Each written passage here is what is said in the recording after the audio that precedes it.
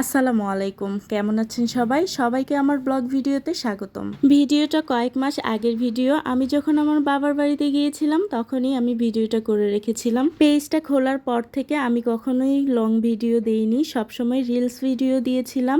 তো reels video দেওয়ার পর এবার প্রথম ভাবলাম যে একটা লং ভিডিও দেই।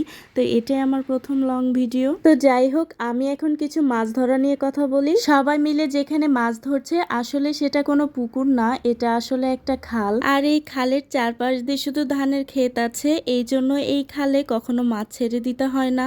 বর্ষার সময় যখন প্রচুর পরিমাণে বৃষ্টি হয় এবং বন্যায় চারপাশ ভরে যায়, তখন কিছু কিছু পুকুরও ভরে যায়, আর সেখান থেকে কিছু মাছ এসে এই খালে জমা হয়। বিশেষ করে টাকি, শোল এই মাছগুলোই বেশি হয়। আর খুব অল্প পরিমাণে শিং মাছ, মাগুর মাছ এবং কই মাছও হয়। আর এই খালে শুধু বছরে একবারই নভেম্বর বা ডিসেম্বর মাসে পুরো খালের পানিটা সেচ দিয়েই মাছ ধরা হয়। এই পুঁটি মাছগুলো বেশি ছোট হয়, পানির পাইপ দিয়ে এসেছিল, তাই ময়লার সাথে আটকে গেছে। এগুলো এখন বেছে বেছে পরিষ্কার করে নেওয়া হচ্ছে। এখানে টাকি মাছগুলো সব পানির মধ্যে রেখে দেওয়া হয়েছে যাতে মাছগুলো ভালো থাকে। আর এখানে কিছুটা মাছ কাদার মধ্যে ছিল, সেগুলো পরিষ্কার করে নেওয়া হচ্ছে। আর এই পাতিলের মধ্যে শোল মাছগুলো পানি দিয়ে জিইয়ে রাখা হবে। পুরো খাল জুড়ে এখানে কয়েকটাই মাত্র শিং মাছ আর মাগুর মাছ পাওয়া গিয়েছে। আর আমাদের মাছ ধরার পর গ্রামের সবাই মাছ ধরতে নেমে যায়। আর এখানে অনেক সাপ বের হয়েছিল। আর দেখেন গ্রামের মানুষের সাহস কতটা। সাপটা তার সামনেই ছিল, অথচ সে কোনো ভয় পায়নি। এখানে পুঁটি মাছ আর চোপড়া মাছগুলো কেটে নেওয়া হচ্ছে, কারণ এগুলো একটু পরেই পচে যাবে। এখন সবগুলো মাছই পরিষ্কার করা হচ্ছে, সবগুলো মাছই ধুয়ে পরিষ্কার করে বাছাই করা হবে। এই খালে যখন মাছ ধরা হয় তখন গ্রামের আশেপাশের সব লোকজন দেখতে আসে, তো সবাইকেই মাছ দিতে হয়।